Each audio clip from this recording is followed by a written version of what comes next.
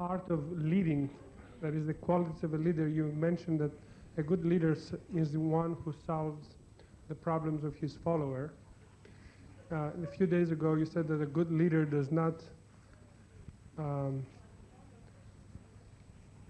what's the word, stay too long or comment on the mistakes of his followers.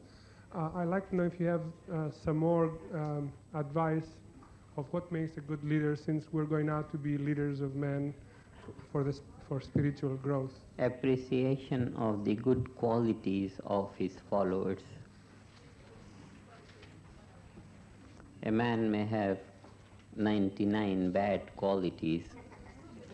If he has one which may be dug into him, that one appreciation of that one quality will encourage the man to multiply that value. And when a good quality starts to multiply, then I am one, may I be many. The world of good quality emerges from that one if it is allowed to emerge.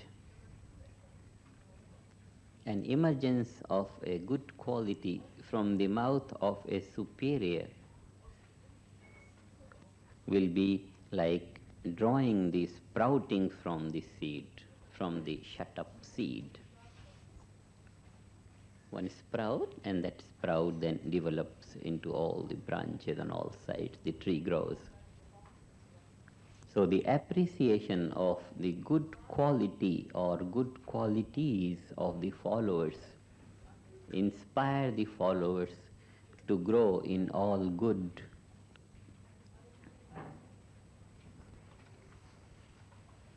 And it should be the policy again not to bring up the not good qualities. Qualities that are not good, we don't talk of. We don't talk of them. Because where is the time to dwell on the unwanted? All time should be used to dwell on the wanted ones. Don't bring in the weaknesses. Bring up the promising feature, good qualities.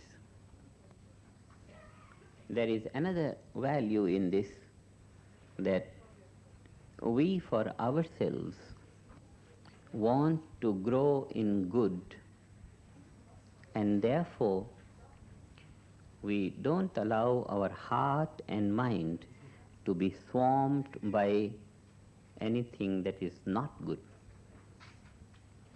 We bring to our mind that which is good, which is helpful for progress.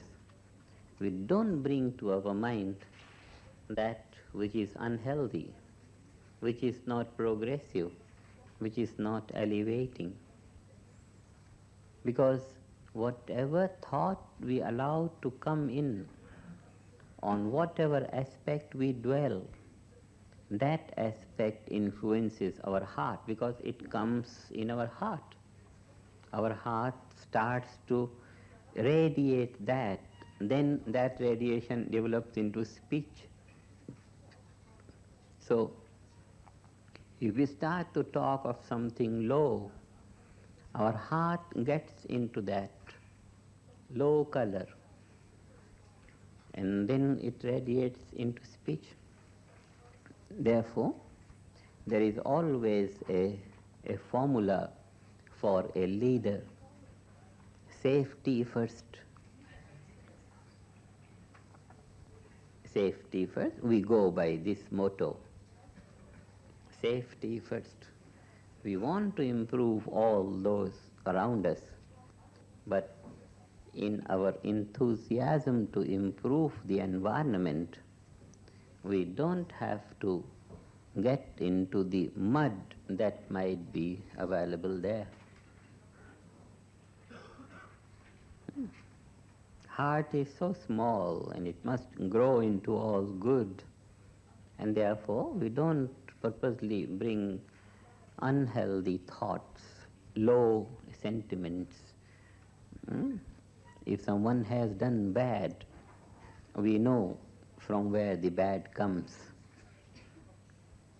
And therefore, we don't hold that emergence of bad from him. We hold that emergence of bad in him as originating from something that is foreign in him. Stress is foreign in a man. Stress is not he. Stress has come from outside, and from that stress is the negativity coming out. And therefore, we don't condemn a man for his mistake, for his negativity, for his failure, for his misunderstanding, because we know this is not he. This is something that has unduly associated itself with him. He is bliss. Life is bliss. Life is purity. Life is knowledge, intelligence, and therefore there is no place for misunderstanding, wrong feeling, negative emotions. There is no place for these negative things in anyone's life. And therefore, we don't condemn a man for if we see any such thing coming out from him. We just hold that these things are not coming from him, they are coming from stress. So by speaking that thing, he is more purified than before. For that we congratulate him. He has spoken out that bad thing or did that wrong thing, and he got rid of that stress. Now he'll be a better man. In this hope of him being better, even by acting in that negative way, he is better now. In this hope we take him, we deal with him. Safety first is very good. We must save our heart and mind from any wrong, negative or mistaken action or thought of anybody else. It's very necessary. If we have heard, it was a mistake to hear, but we couldn't close the ear. It was a mistake. We shouldn't have heard, but the ears are very wide open like that.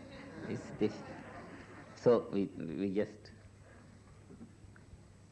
One very wise man said, he talks a lot, but I don't have to hear all the time what he says. Even if the ears are open, but we don't take what he says to our heart.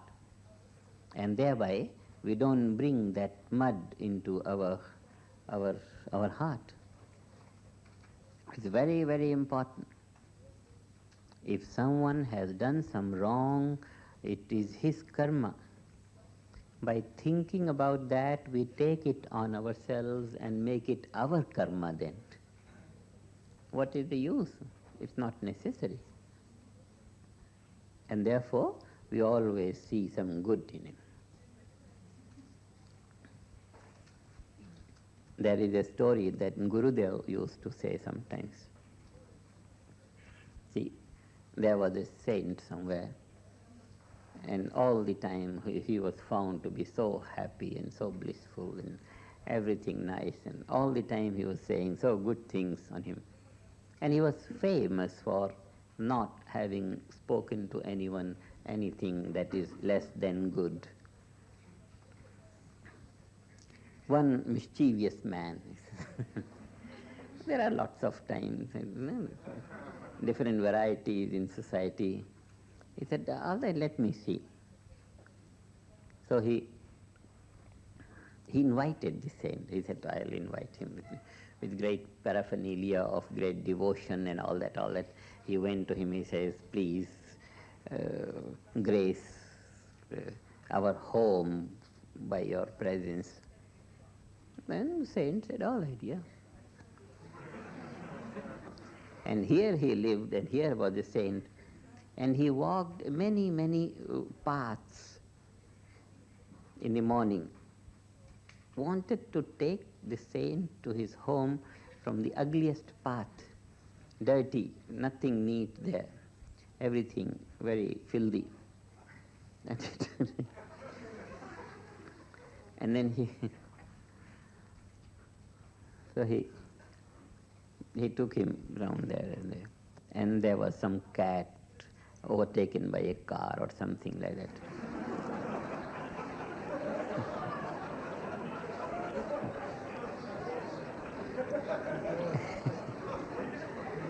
And then he said, oh, what a horrible sight.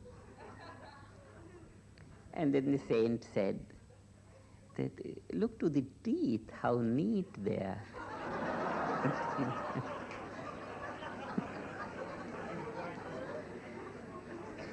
Shining pearl-like teeth, so neat and so pure. And that was it.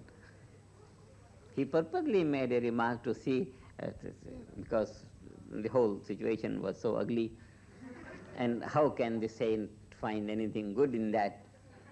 And he said, oh, look at the pearl-like teeth. This is neat. So even if the ugliest situation is presented, there would certainly be some point of good. We have our vision, our bliss consciousness, purity. We are growing into the value towards celestial vision, like that. That is our progressive ideal of vision.